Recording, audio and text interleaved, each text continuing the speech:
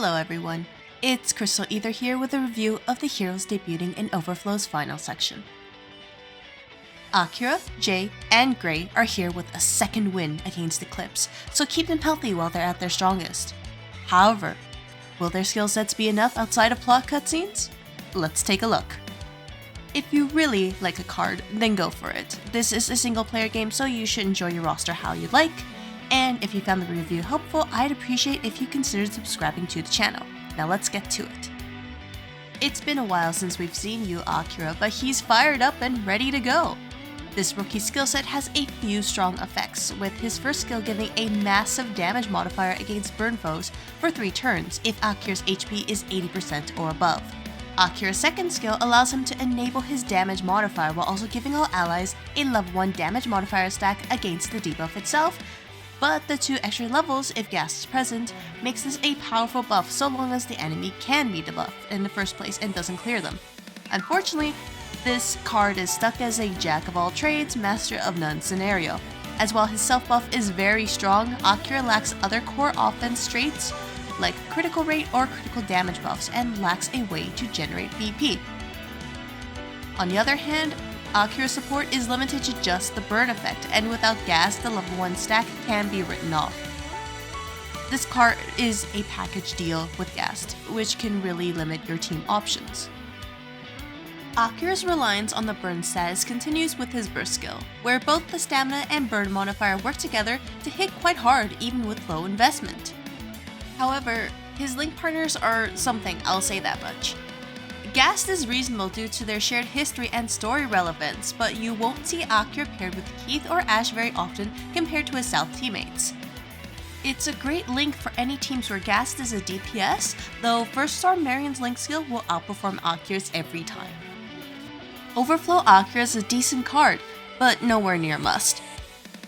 If you plan to use this card anyway, I recommend equipping him with the other side Gacha frame, as it provides a level 2 stack for critical damage and burst damage.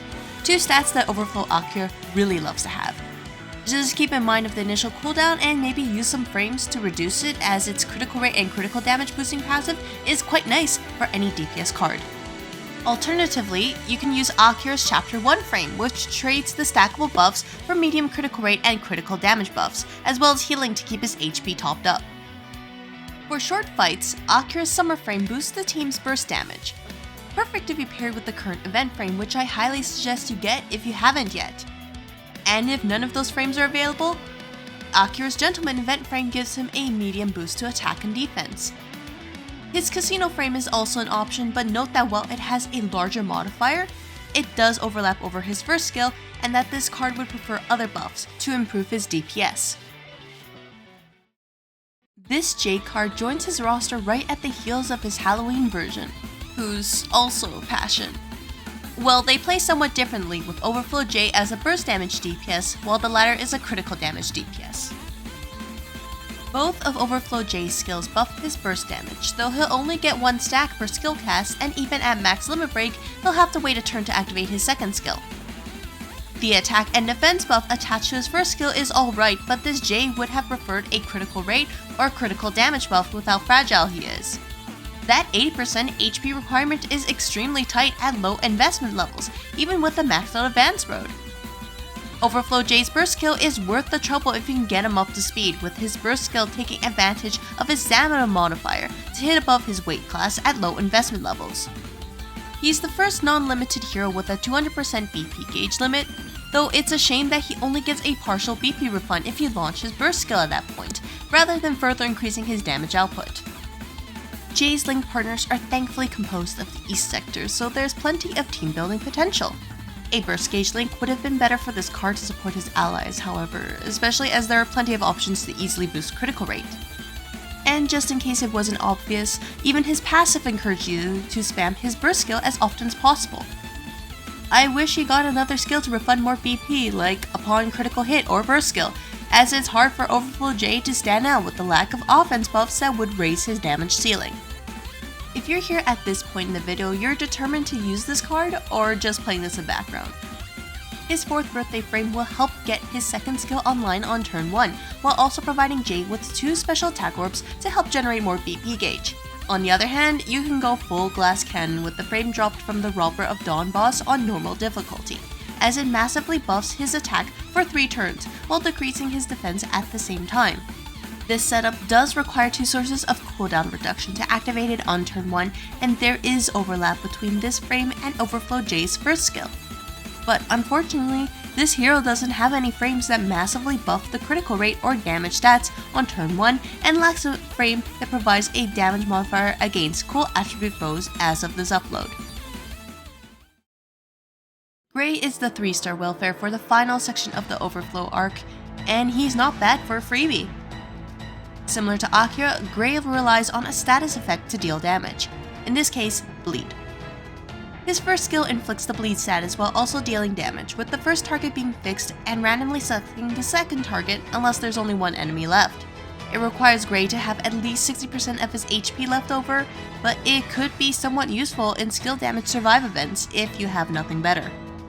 Gray's second skill is a callback to his initial version, significantly buffing his attack while also lowering his defense for 3 turns, and even giving a level 1 stack in attack each cast. I kind of wish it was a critical rate stack, but this seems to be the trend for this event set. Overflow Gray's burst skill works the same as Akira's, inflicting significant damage to a bleeding foe alongside a stamina modifier. At high HP, this card's burst skill will hit harder than his initial 3-star card and his comic version, but the latter is a product of experimental design rather than the norm.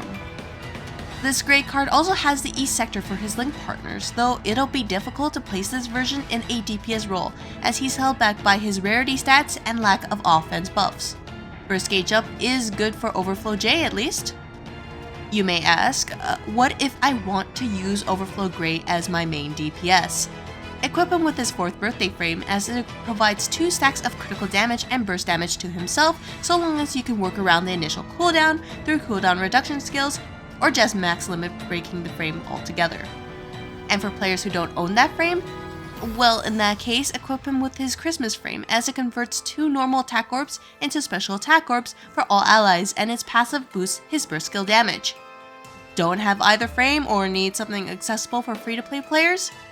The leaked frame dropped from the hard version of the Robber of Dawn boss inflicts 1 stack of defense down onto a target with a 3-turn cooldown, and can be maxed out with enough farming.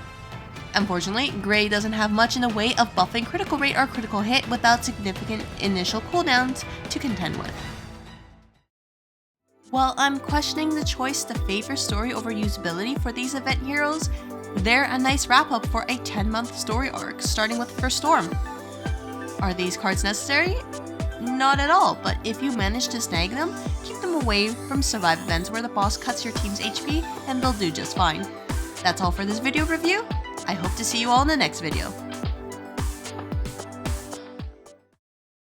What is the next banner anyway?